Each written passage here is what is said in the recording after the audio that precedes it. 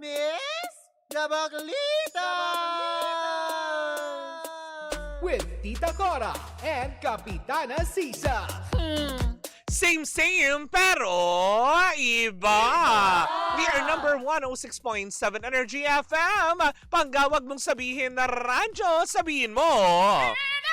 O, ito na bibilisan ko na kasi kailangan talaga magkasya ang oras na ito para hindi tayo mag-OT. Oo, nakakaloka. Hello pa rin po sa lahat pa rin po ng mga nakatutok pa rin sa atin by our social media platforms on Facebook. Live po tayo dyan on TikTok and of course sa ating team replays.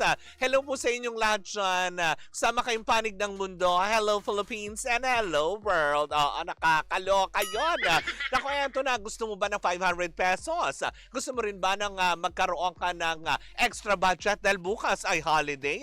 Naku, eto na. Wag na natin patagalin pa. Kailangan magmadali. Madaling-madali. Eto na. Pangga Bingo Plus Panalo! Diba? Wala kayong mga pwedeng gawin kung hindi para sa ating Pangga Bingo Plus Panalo. Hatid yan sa atin ang Bingo Plus. Ang bingo sa saya plus sa panalo. Nakakaloka. Eto na, i-shoot na natin kaagad ang bola para mabilis talaga ang galawan. Ano yun? Hindi, kailangan talaga umabot tayo sa oras. Kung hindi, wala OT. ng bongga. Hello pa rin po sa lahat ng mga nanonood. Kung gusto mo makuha ang 500 pesos na premyo, siguraduhin lamang na nakatutok ka. Tandaan mo ang lucky card na lalabas sa programang Baklitas. Oo, dahil mamayang gabi sa programa ni Kuya Chico, kung nandito na ba siya, hindi. Mukha kay Jim. Si Jim yata yung bubunot, diba? Magpapaikot sila ng roleta at kung sakaling matapat ang roleta sa Baklitas, kailangan mo lang masabi itong lucky card na aking pipiliin, kaya eto na ang bola. Diba? Sana ma-shoot para hindi ako pumalba. I-shoot natin. Ayun. Tak, tak, tak, tak, tak. Ayan. Diba? Ang lucky card para sa programang Baklitas ay Ace of Spade. Diba? Nakakaloka. Tatandaan mo lang din yan. 500 pesos ang kapalit niyan, diba? Pwede mo yan mapanalunan on air. Plus, kung ikaw naman ang masaswerteng mapili sa ating online, additional 500 pesos for a total of 1,000 pesos ang pwede mo maging premyo. Ganun lang kasimple. Ganun kagalante. Ganun talaga ang Bingo Plus, diba?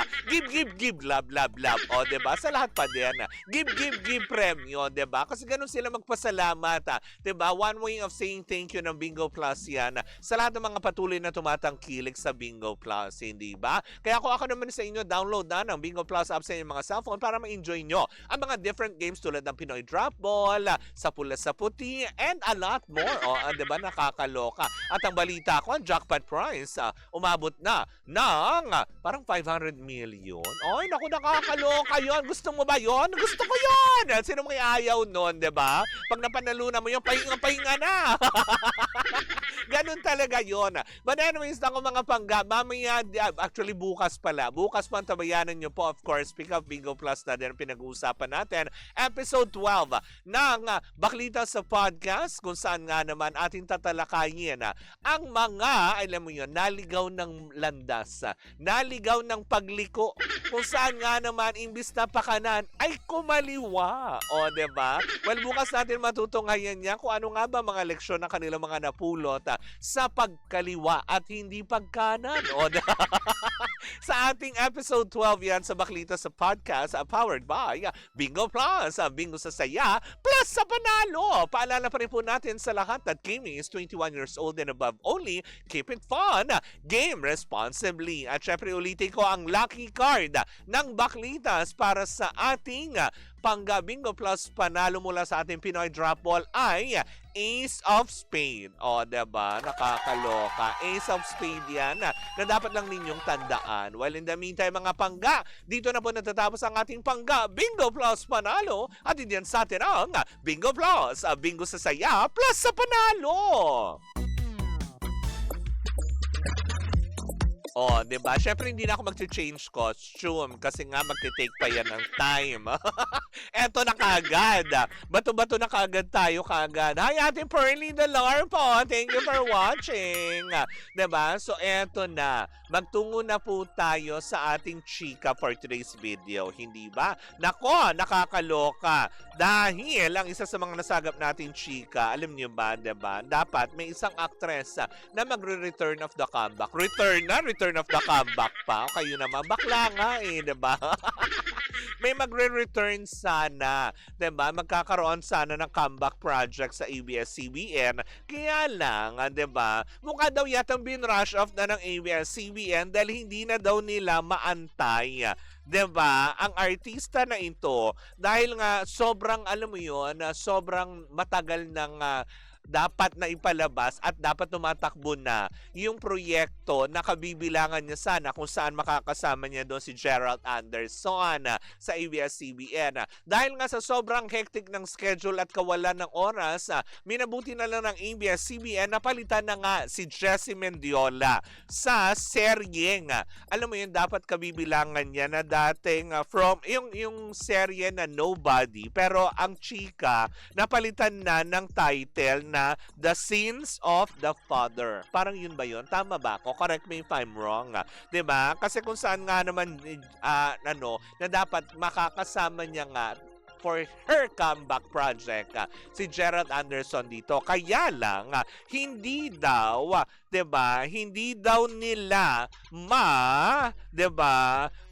Kumbaga parang matagpuan at magkatagpo-tagpo ang schedule nila. Lalo pat ngayon busy ngayon si Jessie Mendiola na kung saan nga naman very supportive sa kanyang husband, 'di ba? Kaya nagdesisyon na lang ang management na palitan ka na lang muna namin. Yun daw ang sabi palitan ka na lang daw. May daw, syempre, hindi natin alam kung talaga nga naman na dahil doon. Pero, yun nga, as in nanggagaling naman din mismo kay Jessie Mendiola na very supportive siya, hands-on siya sa pangangampanya ng kanyang asawa.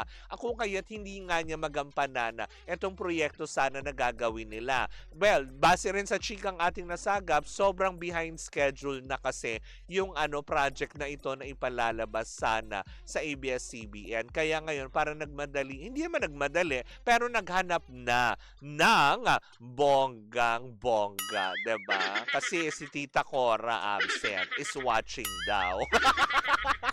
Nandiyan siya ngayon, 'di ba? Na nakakaloka. Pero wala naman din masama dahil napakagaling din naman na actress itong si Jessie Mendiola. At talaga nga naman kinamimisan na rin siya ng kanyang mga tagahanga. Kung ano man ang kanyang gagawin, sama-sama pa rin natin papakatutukan yan, 'di ba? Pero sa ngayon, at least, 'di ba, very bluntly sinabi nga niya na, ay hindi, 'di ba? Doon muna ako sa asawa ko ng bongga para nang sa gayon, 'di ba? Ay tsaka na natin pag-usapan na kung ano ba nang pwede nating gawin. Kaya lang hindi na nga natin paalam kung hanggang kailan nga siya pwedeng, alam mo 'yon, mag-leave of absence muna para sa mga proyektong ganito. Kaya siguro minabuti na lang ng ABS-CBN na, ay teka girl sige, since busy ka naman dyan, get luck muna lang tayo ng ibang mga jertista, 'di ba? Para mag-go Gora Bells, Bomb Bells na itong proyekto, 'di ba? May mga ibang proyekto pa naman na pwede kang isalang next time, 'di ba? Siguro ganun ang pag-uusap. Hindi yung ganung baklaan,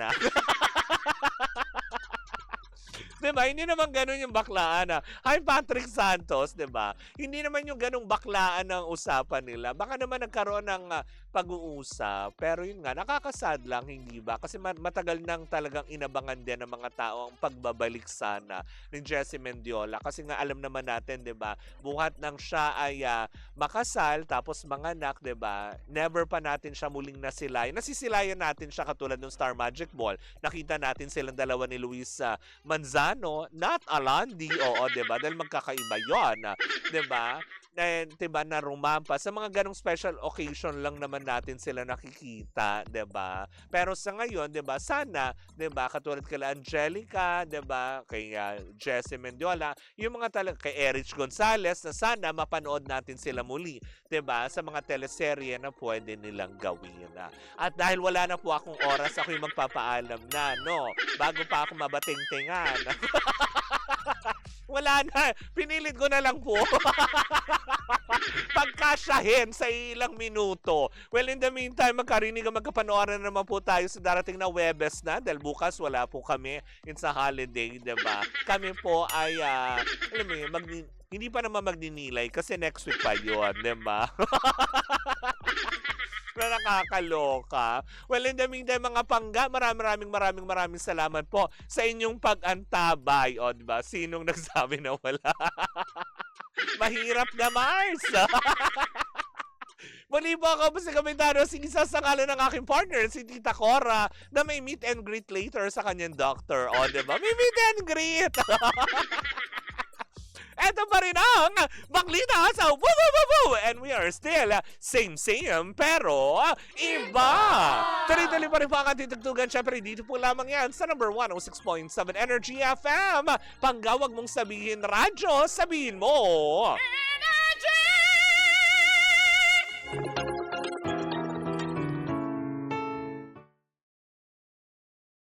Hi Pangga! Ako po si Gandang Kara and don't forget to follow us sa lahat ng mga social media platforms namin at Energy FM 106.7 sa Facebook, sa Twitter, Instagram, YouTube, and TikTok. At samahan mo na rin ako sa aking programang Hot Stories na lagi po akong live 12 noon hanggang 3 p.m. sa TikTok Live or sa Facebook Live. Ako po ang nag-iisang chicks ng radyo, si Gandang Kara. Panggawag mo sabihin radyo, sabihin mo Energy!